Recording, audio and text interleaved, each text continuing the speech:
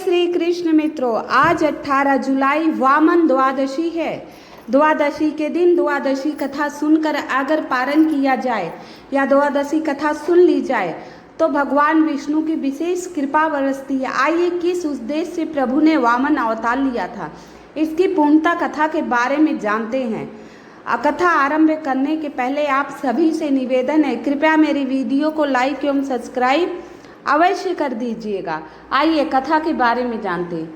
देवताओं के राजा इंद्र दैत्यराज बलि की इच्छा का ज्ञान हो गया था उनको कि बलि 100 यज्ञ पूरे करने के बाद स्वर्ग प्राप्त कर लेगा।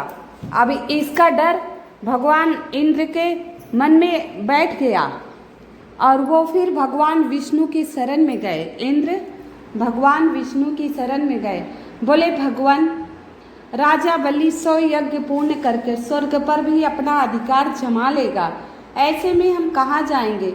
आप मेरी सहायता करो, हम आपके शरणागत हैं।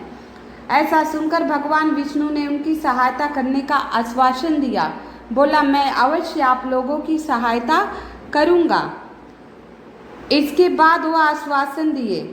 अब वामन रूप में माता अदिति के गर्भ से उत्पन्न होने का वचन देते हैं। अदिति के गर्भ से भी उत्पन्न होने का वचन देते हैं, तो अब दोनों वचन इन्हें निभाना था। स्वर्ग की भी रक्षा करनी थी और माता अदिति के गर्भ से जन्म भी लेना था। तो दैत्यराज बलि देवों के पराभव ऋषि कश्यप के कहने से माता अदिति पयोव्रत का अनुष्ठान करती हैं और जो पुत्र की प्राप्ति के लिए ही किया जाता है। ये अनुष्ठान तो माता पुत्र की प्राप्ति के लिए ऋषि के कश्यप के कहने पर वो यज्ञ का अनुष्ठान आरंभ करती हैं। और फिर तब भगवान विष्णु भाद्र पक्ष की शुक्ल पक्ष की द्वादशी के दिन माता अदिति के गर्भ से प्रकट होकर अवतार लेते हैं। सारी आषाढ़ मास की शुक्ल पक्ष की द्वादशी को प्रकट होकर अवतार लेते हैं और तब ब्रह्मचारी ब्राह्मण का रूप धारण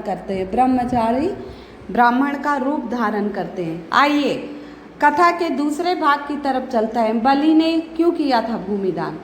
वामन अवतारी श्री हरि भगवान विष्णु जगदीश्वर जनार्दन राजा बलि के यहाँ भिक्षा मांगते हुए पहुँचते हैं।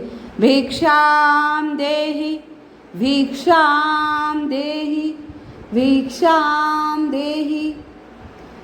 ब्राह्मण बने विष्णु ने जब भिक्षाम देहि तो राजा बलि ने कहा, हे ब्राह्मण कुमार, आपको क्या चाहिए, कृपया आप बताइए। शुक्राचार्य पहचान लिए कि ये वामन ब्राह्मण के रूप में छलिया भगवान विष्णु ही है। बोले, हे बलि, ये तो छलिया है, भगवान विष्णु है। तो राजा बलि ने कहा, ये ब्राह्मण कुमार के रूप में आए हैं। अब ये जगदीश्वर स्वयं हमारे आराध्य देवी के प्रभु यहाँ स्वामी आए हैं, तो मैं उन्हें निराश नहीं करूँगा, कोई भी हो। हे ब्राह्मण कुमार, आप क्या मांगते हो? तो ब्राह्मण बने भगवान विष्णु ने भिक्षा में तीन पग भूमि मांगते हैं।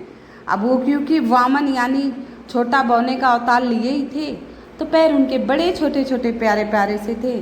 वहाँ जो स्त्रियाँ खड़ी थी, वहाँ एक रानी थी जो पूतना बनी, कृष्ण के रूप में जन्म लिए तो पूतना बनी, क्योंकि पूतना उस समय उनके मन में आया था, इस बालक को मैं अपने छाती का दूध पिलाऊं और प्यार करूं। इतने सुंदर लग रहे थे वामन स्वरूप में। जब वो छलिया विष्णु अवतार को पग जमीन नापते देखी तो उनके मन में आए, इसे जहर दे के मार दूं। तो वही फिर कृष्ण अवतार में पूतना स्वरूप में आई थी, भगवान कृष्ण को दूध भी पिलाया और साथ में जहर भी पिलाया। उनके मन की इच्छा भगवान ने पूर्ण की थी। तो आइए आगे बढ़ते हैं। मना करने के बाद भी, शुक्राचार्य के मना करने के बाद भी राजा अपने वचन पे अड़िग रहे। विष्णु को 3 पग भूमिदान देने का वचन दे दिए। वामन रूप में भगवान विष्णु ने एक पग में ही स्वर्ग और उद्लोकों को और दूसरे पग में पृथ्वी को नाप लिया। तीसरा पग रखने का कोई जगह ही नहीं बचा, स्थान ही नहीं बचा। ऐसे में राजा बलि ने अपना वचन